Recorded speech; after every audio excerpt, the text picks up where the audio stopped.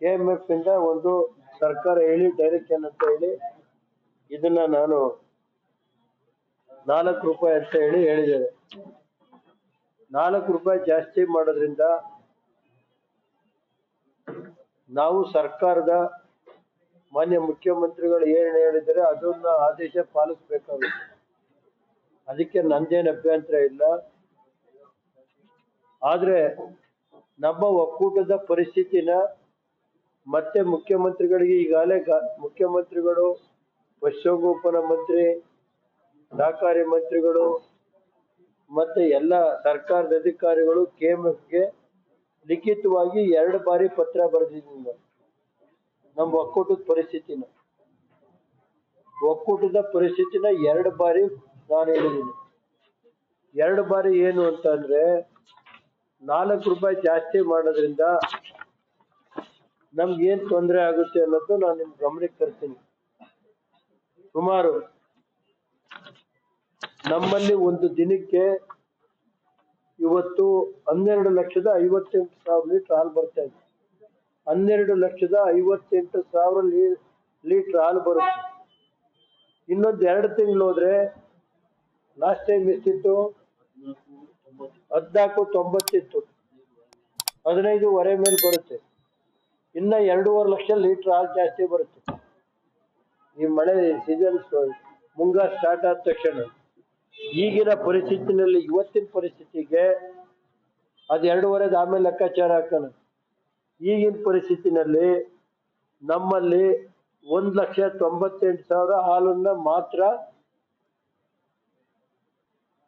Loose milk ಮಾರ್ತಾ ಇದೀವಿ. ಇವತ್ತು ಡೈಲಿ ಹೋಗುತ್ತಲ್ಲ ಪ್ಯಾಕೆಟ್ ಮಿಲ್ಕ್ ಗೊತ್ತಲ್ಲ ಸರ್, ಬೆಳಿಗ್ಗೆ ಅದು ಚಿಕ್ಕಮಗಳೂರು ಜಿಲ್ಲೆ, ಹಾಸನ ಜಿಲ್ಲೆ, ಕೊಡಗು ಜಿಲ್ಲೆ ಸೇರಿ 1,98,000 ಹಾಲನ್ನ ನಾವು ಮಾರಾಟ ಮಾಡ್ತಾ ಇದೀವಿ. ಮತ್ತೆ 1,20,000 ಮೊಸರು ಮಾರಾಟ ಮಾಡ್ತಾ ಇದ್ವಿ. ಮತ್ತಿದಲ್ದೇನೆ ಒಟ್ಟು ಮಾರಾಟಗಳಲ್ಲಿ 3,18,000 ಒಟ್ಟು ಇದಾಗ್ತಾ ಇದೆ. ಟೋಟಲ್ ಮಾರಾಟ ಆಗ್ತಾ ಇರೋದು 3,38,000. ಅದೇನಪ್ಪ 3,18,000 3 ಲಕ್ಷ ಹಾಲು ಮೊಸರು ಸೇರಿ 3,18,000 ಮಾರಾಟ. ಹಾಲು ಮೊಸರು ಸೇರಿ 1.98 1.20 ಎಷ್ಟಾಯ್ತೆಯಾ?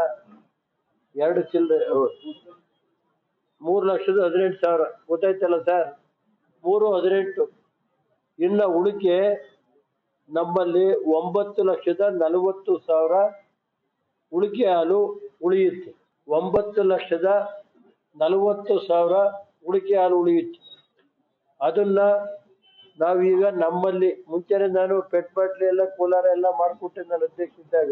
ಇದೆಲ್ಲ ಕಳೆದು ನಮ್ಗೆ ಇನ್ನೂ 9,40,000 ಪ್ಲಸ್ ಇನ್ನು 2,500 ಮಳೆಗಾಲದಲ್ಲಿ ಬಂದ್ರೆ ಅಲ್ಲಿಗೆ 9,40 2.5 ಅಂದ್ರೆ ಎಷ್ಟಾಯ್ತು? 11,00,000 ಹತ್ರ ಇದಾಗುತ್ತೆ.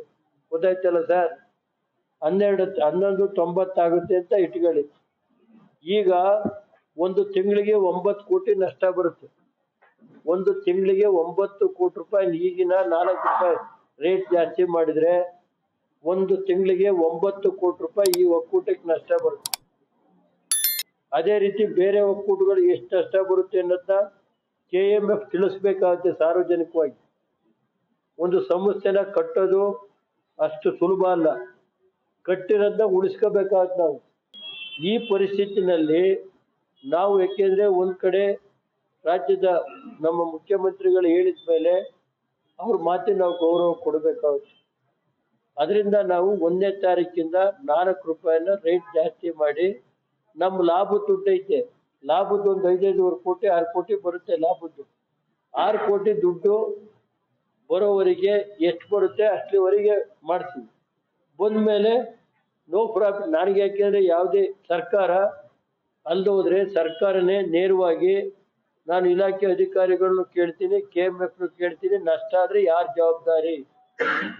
ಆ ಜವಾಬ್ದಾರಿನ KMF ಹೊರುತ್ತೋ ಸರ್ಕಾರ ಹೊರುತ್ತೋ ಅದು ಯಾರು ಜವಾಬ್ದಾರಿ?